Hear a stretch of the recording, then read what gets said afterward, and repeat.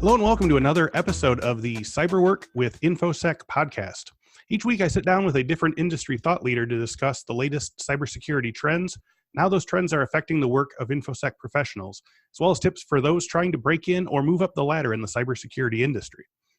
Allan Buxton has worked for almost 20 years in the fields of data recovery, computer forensics, and worked as an educator and course developer in the computer forensic field. We'll be speaking today about his career journey and also some key turning points in Allan's career on the way to his current position as the Director of Forensics at SECUREDATA Incorporated. Allan Buxton is the Director of Forensics at Secure Forensics, a SECUREDATA group dedicated to exploring and investigating digitally stored information for clients. Allan also conducts research into new solutions as new challenges and products arise within the technology sector. Having worked primarily in law enforcement prior to joining SECUREDATA, Allan has been the recipient of numerous awards for his digital forensic casework. He spent 14 years as a computer forensic specialist with the Ohio Bureau of Criminal Investigation before sharing his skills nationally and internationally as an instructor with Cellbrite. Allan lives in Northeast Ohio, and when not rehabbing his house or training his puppy, enjoys sports photography. Allan, thanks for joining us today. Thanks for having me, Chris. So how far back does your interest in computers and security and forensics go? Was this something that you were always interested in, or did it come along later? No, it's been around for a long time. My dad brought home an 8086 when I was in 5th grade. Yeah. So I'm dating myself quite a bit. Oh, yeah. That's cool. But that was a challenge I could not resist learning how to use. So I have loved tech ever since, and it's kind of fun to see how much it's changed.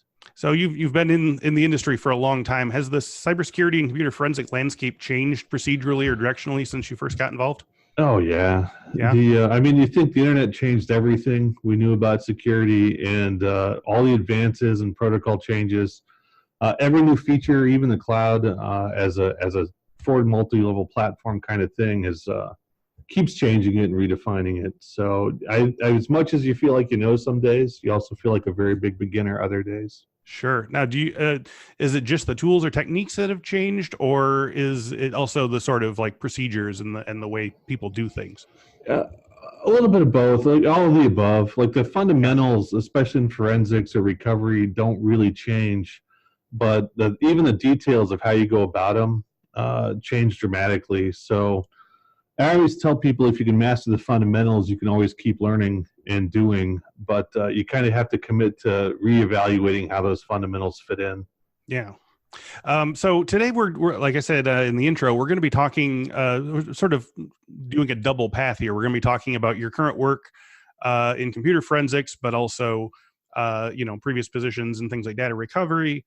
These are sort of skill areas that people who are, following the InfoSec site and cyber work in general are interested in getting involved with. So how did you become a senior level forensics expert? What were some of the major steps along the way, and what were the progressions of skill sets that you needed to get where you are now? So when I started and again, it's been 20 years, so things have changed a little bit, but back then the only training that was really available was professional certifications. Mm-hmm. So that first big entry level was taking some classes through the Peace Officers Training Academy here in Ohio, and then ultimately obtaining a nationwide certification from the International Association of Computer Investigative Specialists, the Certified Forensic Computer Examiner. And from there, it's a matter of tacking on new training and certifications as operating systems or platforms roll out. Mm-hmm. Now, so it sounds like you started right with like law enforcement when you were doing this. Was that always the sort of focus for this kind of thing? Because some people do forensics, in the private sector or in the military and so forth. Was law enforcement an interest of yours in terms of computers? Honestly, no. I was so getting into how you get started in the career. I worked my way through college as a tech and doing data recovery. So network stuff, hardware level deployments, and then recovery. And one of the guys I worked with, I told him I was graduating and that I was looking for something a little different, because as much as tech changed then, it never really changed the big things quite as quickly. So I was getting a little bored with what I was doing. And he was a part-timer. He worked for the Attorney General's office. And he said, well, if you're serious about looking for something different, I'll clue you in to the most disgusting job you'll ever love. Yeah. And I was like, well, if it's disgusting and I'll love it, how do I say no? And it turned out it was the Ohio Bureau of Criminal Investigation, the investigative arm of the Ohio Attorney General's office, had spots open for computer forensics practitioners and were willing to train. I'm going to stop you for just a sec. Your video froze here, so I'm not sure if there's a. That's not good. Yeah. Let's see if we can get that fixed. Okay. Although I don't think my looks are going to change that dramatically. Is that any better? Yep, that works. Anyway, they were willing to teach they were willing to train for the forensic side of it, but you either had to have a degree in computer science or functional equivalency. Yep. And so I put my hat in the ring. All the experience I had working through college really paid off on that end, and that's how I got into the industry. Okay, so you started out with basically a college degree in what, computer science? No, actually, I have an English degree. At the time, I started in computer science, and I'd been working with it so long, I found those classes to not be too challenging, and I was not mature enough to flourish on classes that I could coast through. So it was get a degree and get out, because you already have a career path for me, if that makes sense. So you knew the tech stuff by knowing the tech stuff, and you had the degree which they required for to get in there. I've been working freelance since I was in high school, so I had almost a decade's worth of experience already in the field. In what kind of stuff? Networking and data recovery. Okay. All right, cool. Yeah. And so that was enough to get you going in the forensics program? It was enough to qualify me as at entry level, and then obviously they trained on the job. Okay. Yeah, I think we've had a couple people who've talked about things like incident response and also computer forensics, and there's maybe you can corroborate this, but there's a real premium on communication skills, even as much or more so than the sort of tech background, in terms of being able to convey, what you're actually doing and so forth. So I learned as a tech that nothing's really fixed or recovered until a client understands how it's fixed or recovered. Right. Okay. And then, and even more so now, there's an emphasis on communication, especially in the forensics fields, because if you're going to go testify in court, you're being asked to explain what you've done to people who don't have your skills and background. So the communication skills are huge. Okay. Now, let's start with computer forensics here. This is obviously sort of your bread and butter and your meat and potatoes and whatever for, most of your life right now. So sort of walk me through an average day as a forensics specialist. What time do you start work? Where does your work take you in the course of the day? When are you done? And how much can you sort of turn off at the end of the day? Or are you always on call? So the nice thing is the job can be fairly flexible. I'll talk about it in the civilian role, and then we can go back and talk about in the law enforcement role if you want. Please. These days, I start my day when traffic is kind enough to let me get to the office. We've gone for 9 o'clock, but it's construction season, and then it'll be snowy winter season. So I'm typically at the office till 6:30. In between there, it's review case assignments, look at incoming cases. Are there problems or questions that need answered before it becomes an engagement? Occasionally, sales will reach out with questions as to whether or not something's possible. So I run through all that. I do keep my hands dirty with some forensics still, so I'll pick up a couple cases and work on that to stay sharp. And then at the end of the day, it's not hard to unplug. Every now and then there's an emergency, but I would say most days when you clear out. It's not bad. Go ahead. Oh, no, I was going to say, so that brings up two sort of follow-up questions. One is that unlike, like an incident response thing or other sort of security things, like you're very project driven in the sense that the project isn't really going anywhere. Like, obviously you need to have it by a court date, but there's not this sense of like the breach has just happened, right? Right. We do more litigation and investigative support. So we don't get a lot of instant response. In an instant response team, you'd very much be waiting for the hammer to fall, which is more like the law enforcement side of life. Right. Now, the other question was, you said that you still get your hands dirty in forensic cases to keep sharp, even though someone at your position maybe am I right in thinking that that's not common? It can be. It can be and it can't be. The problem you have is that the more they expect you to do other things like oversee other people's casework and review reports, the less time there is anyway. And honestly, if you're properly staffed, the forensics people should be doing forensics, and their boss should be either bringing in more work for them or getting their work out the door. So in that regards, I do my best to stay sharp. Like when I was teaching for Cellbrite, I still did some cases for my local PD as an auxiliary. You froze up again here real quick, your video. It's going to be that kind of day, isn't it? I guess, yeah. All right, stop, start. There we go. Yep. Okay, so anyway. But you can tell if you're not doing cases every week, you go from having a really sharp, efficient workflow to slightly less. I say you go from being a surgery scalpel to a butter knife if you're not careful. Sure. In terms of being able to get through the work. And I never want to be in a spot where I'm out of touch with what changes. So, if I'm asking them to work on Windows 10 machines or I'm asking questions about what they found, I need to understand the context for that as well. Sure. Now, are there, I guess, are there any sort of strategies? I talked to someone, previous guest who was, in a sort of VP of people HR position, who was saying that there's some difficulty in getting people who like doing the actual work, zapping the bugs, catching the bad guy, that they don't necessarily want to move up to management positions because they lose some of that. Are there, can you sort of explain some of the other sort of enjoyments of the job when you're at that level, or is it really just you're leaving like the funnest part behind? I don't know if you're leaving the funnest part behind. Like I found out real fast that in terms of experience alone, I aged out of finding opportunities to just do forensics. Okay. Somewhere at 10 years or so. Like video froze again. Oh boy. Yeah. I'm sorry. That's okay. Let's talk how good we are with tech, and then we can't keep the video running. But so for me, that was a little bit of a bitter pill because I really enjoy forensics. Yeah. But what you do now, part of the role now and part of the role as above that is to foster that growth and understanding in others. So you kind of have to embrace the change to make the most of it. And if you can make that shift, if you learn to be a better teacher and mentor, it's not as hard to give that up. But I'm a big believer in not asking people to do what I can't at least understand or do myself. I see. So I try to stay sharp enough.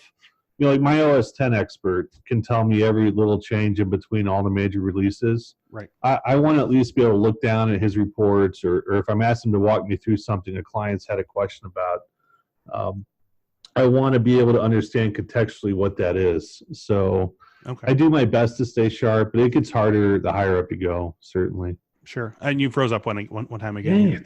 My God. Wow. All right. Let's start. I don't know if we have a power save thing going on or if it's just USB, the fickle nature. Yeah. Weird. Okay. So I guess moving on from that, oops, now you have nothing going on, or you have a thing on. There we go. Oh yeah. Okay. Did that change it? It's working, I think. I guess we'll see. Okay, so you'd previously sort of teased that there's a difference between civilian versus law enforcement. So what's the difference in that in terms of like a work day and then job loads? So in law enforcement, your work day is not always guaranteed to start when you think it's going to. You're very, at least at BCI, we assisted sheriff's offices, police departments, and other state agencies with investigations. And so in a sense, you could watch the news the night before and see what was waiting for you the next day some days. Other days, that hammer drops at 2 a.m. and they have something on scene they need a hand with. So you were more on call, and in terms of being able to unplug, a lot more difficult. Not impossible. You could rotate between staff, or at least get a heads up, that something's coming. So I'm not going to tell you it was every day you're getting woken up, but unplugging on the law enforcement side is a little more difficult, especially when you have a skill set that is specialized and could be needed in a variety of locations. Are there other upsides to the law enforcement side of it? Were there other things that made it enjoyable enough to be on call like that? Yeah. Oh yeah. The variety of cases you get have a bit more meaning, shall we say. Like, I'm not going to sit here and tell you everything's not important, but you went home every day knowing you were actively doing the best to make your Yes. part of the world a little better. So, Okay. yeah, a huge upside. Okay. Another thing you mentioned in passing, I just want to sort of get a sense of. You said that you sort of you aged out of pure forensics role. So is that sort of a common across the industry that after a certain age, if you're still doing just pure forensics, like you're sort of falling behind, you should really be looking for like management or leadership roles? I don't think it's age so much as experience, like time in. Okay. But certainly once you hit double digits, yeah, people are wondering why you're still only doing that. I don't know if they're wondering, but you're going to find that the jobs if you're looking to make a career change, you're going to find that you're going to be offered management spots, and you're going to get some odd looks when you tell them you're just interested in doing forensics. At that point, you're probably looking more at a freelance or consulting field because the demand is there for experienced professionals. Right. They want that experience available to others, not just you at your desk. I see. Are there any especially interesting, shocking, or unusual forensics cases you worked on that you could share it with us? Oh, man. Yeah. Where do you want to start? Start at the beginning, man. Well, so computer crimes, as an investigative field, it started with white-collar crime. Mainframes and computers, expensive. That would be your first gen, really, of forensics practitioners. I'm probably second generation, where the advent of the PC opened it up to the internet and a lot of small business crime. Obviously, sex crimes and the internet go hand in hand anymore. Sure. And then it became somewhere in the mid 2000s when we hit that generation where you put a computer in everything. It shifted into homicides, which no one's getting bludgeoned with a laptop, but right. But if you think about it, the internet is a research tool. Opened everything up. So most of the disturbing stories I have, or the interesting ones, tie into people dying. So I'll give you that disclaimer, and you can decide if you want to go forward from there. Okay, sure. Yeah, we have trusty editors, so we'll get decide later. One of the more memorable cases was a case here in Ohio got known as the Craigslist killer. He and an accomplice were posting Craigslist ads for a caretaker position down in rural Ohio. And preying on people who had nothing. You're telling them, look, if all you want is a roof over your head, I have a farm that needs someone to keep an eye on it. Pack everything you own, and we'll go interview for it. And then they were killing them and pawning off all their stuff. So I did the principal forensics on that case, which was memorable for the number of victims. I think I want to say 4 dead, 5 attempted that we know of, and not good. Were there any particular things that they did wrong that allowed you to sort of crack the case, or was it? Well, they would have gotten caught anyway. When you have 4 people dead, you have 4 missing persons cases, and so the national and the federal clearinghouses were starting to put the trail together. They were all looking at things, but at the end of the day, he met all these guys on video. One of them, I want to say one of them they met at a Waffle House, and the video is high def. It is crystal clear it's them. And in terms of, even the Craigslist ads, the IP addresses all came back to the same geographic region. Oh, yeah. Some of them came back to a residence. So he did a lot wrong to get caught, if that makes sense. How many years ago was this? That would have been, I want to say 2013, 14. Okay. Do you think that, not to be morbid, but like if someone were attempting the same thing now that, with VPNs or whatever, that people would find it easier to sort of cover their trails tech-wise? Are they more savvy in that regard now, do you think? Or? Some people are, for sure. Yeah. I think, a lot of people I'll just go to Starbucks and do my thing there. And because there's 90 people connected, and there are, but at the end of the day, there's only so many people there in that time frame, and then if one of them, VPN or even things like BitTorrent networks, the Tor stuff, there are a lot of ways to obscure your IP. But when you get into the nitty gritty of committing that kind of crime, you create evidence in a lot of places. It's very hard to pull it off without leaving something behind to get caught by. Yeah. Wow. So do you have any particular interesting cases in your sort of non-crime forensics wave? I know you work in other areas as well, but. Yeah, so on the civil side of life with the litigation support we do now, I can't get into too many details, but we do a lot of intellectual property theft. Okay. And some of the stuff out there, people work on, or some of the things people envision that become a very lucrative industry, it blows my mind every day. So yeah, things I never would have considered. Yeah. Okay. So thinking, I guess we're going to kind of stick with the forensics thing here for the time being. But you mentioned that you started in forensics with an English degree. But are there any particular certifications that you think are crucial, especially since you were doing other stuff on your own? But are there any certifications that you think are crucial to have when considering hiring a forensics professional? I would look at what they have, and I would go check out the organizations that issued them. What you really want to see when you're looking for a forensics professional is someone who understands how to take care of your data, your evidence, because the preservation, analysis can change. Quite frankly, you can change the goals or what you're looking for, but if you didn't preserve it properly, you have nothing to analyze. So what you want to see, things like the CFCE I mentioned before, and there's a lot of competitors out there. They're all pretty decent in that they're rigorous tests of your ability to collect and preserve as well as analyze. So I would say you want to look at one of those because they're all administered, by organizations of people with a vested interest in making sure it gets done properly. Right. More so than maybe just a college degree. There's a lot of college degrees out there for forensics, which is by now is arguably the far more traditional path. But the lab time is limited. So even if they have a degree, you want to see that they've gone beyond the lab and worked through a series of tests as well. Okay, so when you're looking to hire a forensics professional, you are waiting, whether or not they have a certification that's taught them to sort of collect clean evidence as much as just an experience list of things that they've, found and broken open to. Absolutely. Yeah. So what are some of the most common mistakes that forensics professionals make along the way in terms of either preparing for a career or even in their day-to-day work?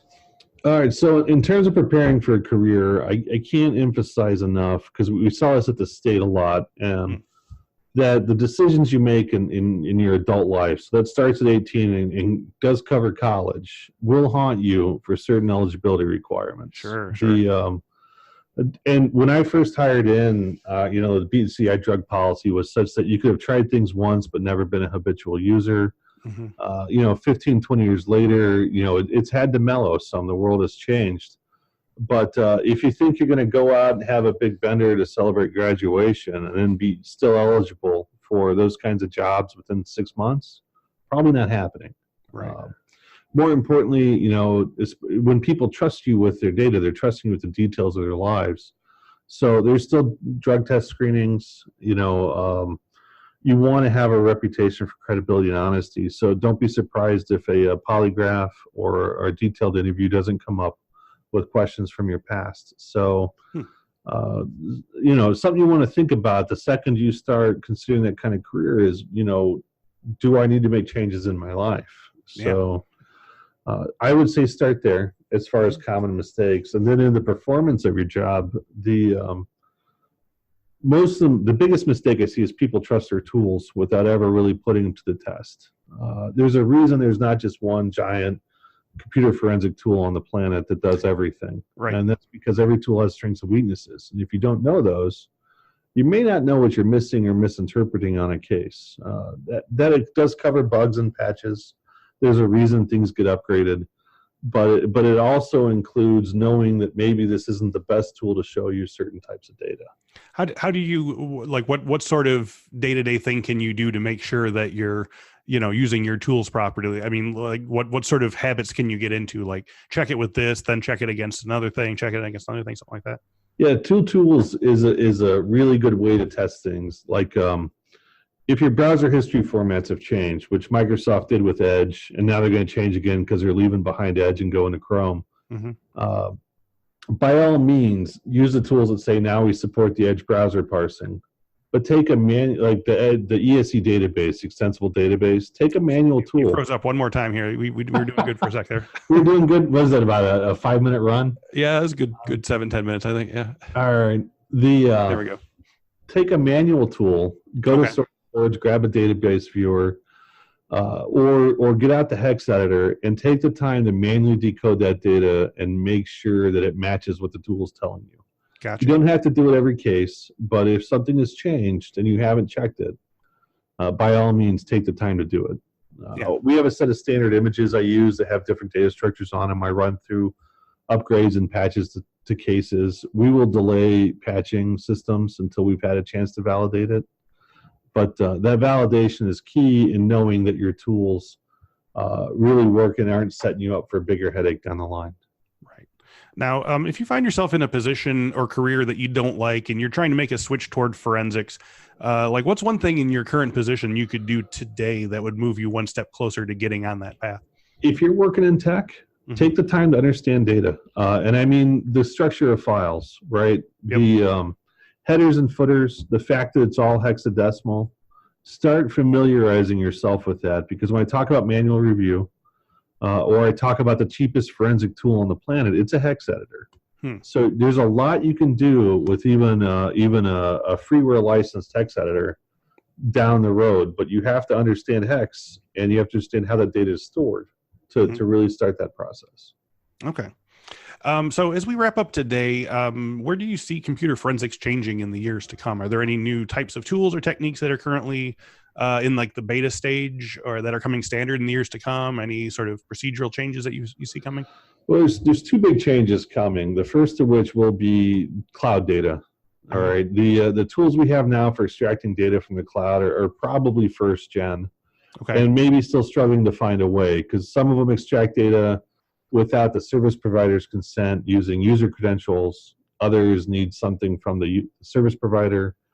And those sorts of cooperation levels can change overnight. So some tools work one day, some tools work the next.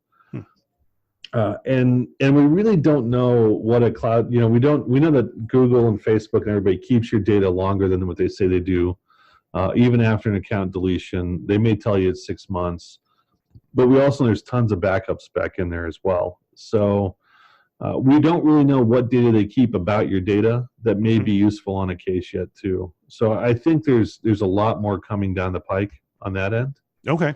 And then this applies to data recovery as well, but encryption is only getting stronger and more prevalent, not just on computers, but mobile devices, have been in the news a lot.